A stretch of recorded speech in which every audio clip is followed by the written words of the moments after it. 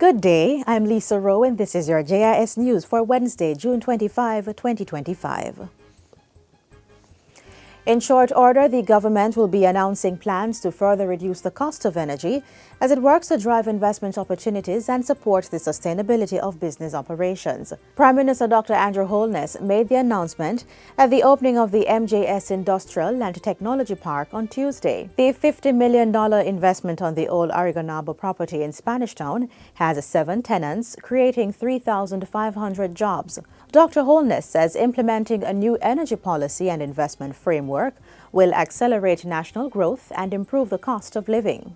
Now, all of this is moving towards, as we had announced, our pivot to growth, the next chapter. But we have to reduce the cost of electricity to business if our economy is to grow and we are to realize our dreams of becoming an industrial and manufacturing hub in the region.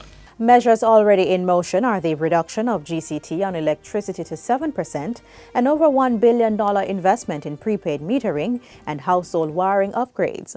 The Prime Minister also signals a national policy shift towards renewables, pointing to falling prices in solar panels and battery technology as an opportunity to accelerate investment. There has to be greater investment, but it has to be carefully managed, because what you don't want to happen is for there to be a rapid migration from the national grid into individually supplied energy solutions using renewables. Otherwise, that will just drive up the unit cost for everyone else who remains on the grid. So there has to be a national strategy as to how we reduce energy cost for everyone. That is the next step to be able to get to a really larger flow of investments in Jamaica. Minister of Sport Olivia Grange is set to engage key stakeholders with the aim of establishing a national strategy for athlete support and retention. This follows recent decisions by several local athletes to switch national allegiance, with some now set to represent countries such as Turkey at international events, including the 2028 Olympic Games. We will look at how we can expand partnerships with the private sector to provide financial incentives and sponsorship opportunities, enhancing training and recovery infrastructure to meet international standards, offering career transition services for athletes beyond competition, long-term career planning and transition services. Focus will also be placed on expanded financial and health coverage, greater national representation initiatives for high-performance athletes, and a comprehensive support system for athletes beyond competitive careers.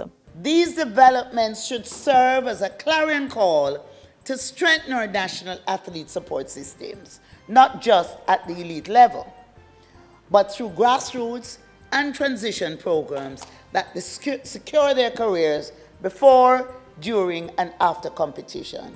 And we are on that path.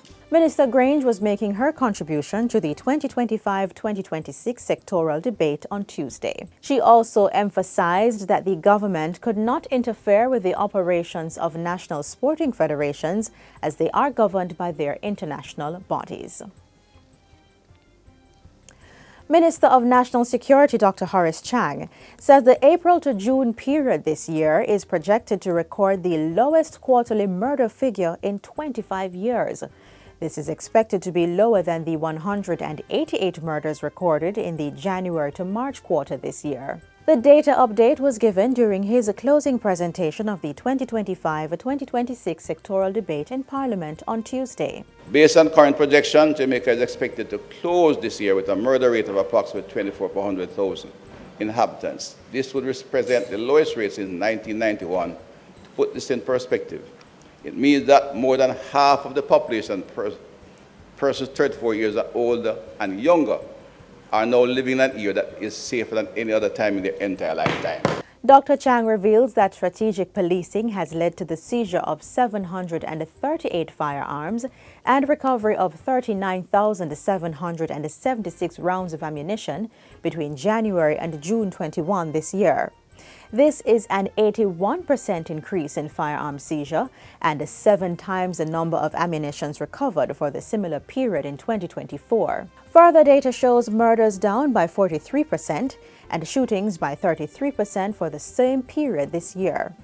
The overall reduction in all major crimes is 18%. This administration made the bold choice to tackle crime and violence not just with enforcement but with strategic vision. We have invested in the physical infrastructure of the police, the mobility and communication, the digital and technology infrastructure, leadership training, and clear command and control structures. Security across healthcare facilities in the Southeast Regional Health Authority, SERA, has been fortified with the signing of a $1 billion contract. Board Chair of SERA, Wentworth Charles, handed over the 3-year contract to Modern Investigation and Security Company Limited last week. Security services will be provided for the Kingston and St. Andrew Health Department and primary health facilities within Kingston and St. Andrew. Still on health, major expansion and rehabilitation works are on the horizon for the Falmouth Health Centre in Trelawney. This will be done under Operation Refresh, an initiative of the Ministry of Health and Wellness. The work will include a new waiting area, the installation of solar panels and a water catchment system, as well as improvements to the kitchenette. This facility needs more space. Everybody is just crammed together. It has outlived the demands, have grown, and the space have not expanded with it. And so what I've asked the team to do at the regional level, and we'll follow up with them, is to look at how we can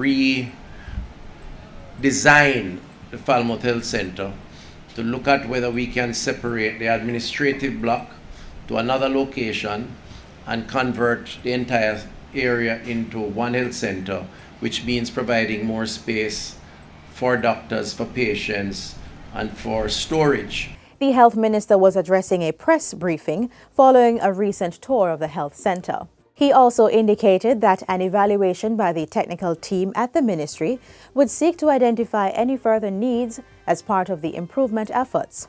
Falmouth Health Centre is among other facilities in Trelawney to benefit from the Operation Refresh initiative, with Low River, Troy, and Bounty Hall Health Centres approved for upgrading works.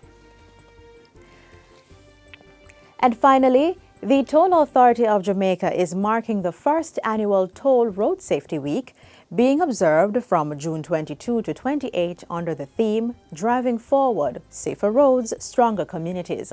The week-long observance follows an official proclamation signed by Governor-General Sir Patrick Allen on May 30, 2025. During a recent JIS think tank, Chief Executive Officer of the Toll Authority, Jerome Palmer, said the week's activities were meant to highlight the authority's ongoing efforts to monitor and ensure compliance along the country's toll roads. To support National Road Safety Month, we saw the need to have the National Toll Road Safety Week as the 4th week in June.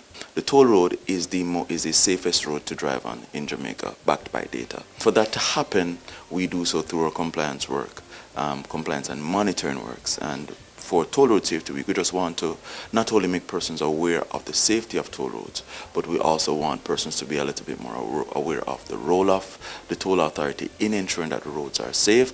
Additionally, we want to see how best we can engage customers to find issues that they have. Activities include a stakeholder forum held today. It brought together concessionaires, including the Trans-Jamaican Highway Company Limited and the Jamaica North-South Highway Company Limited, who operate and maintain sections of the island's tolled highway network. We want to ensure that a platform is created where they can present what they're doing now and what they will be doing for the future, for us to be able to kind of speak to them, engage them, understand a little bit more, and for us as a toll authority to also, based on their plans for the future, to keep an eye and to support them on how best we can regulate effectively for their advancement. The activities continue on Thursday, June 26, with an internal governance training workshop. And that's it for JIS News Today. I'm Lisa Rowe. Thanks for watching.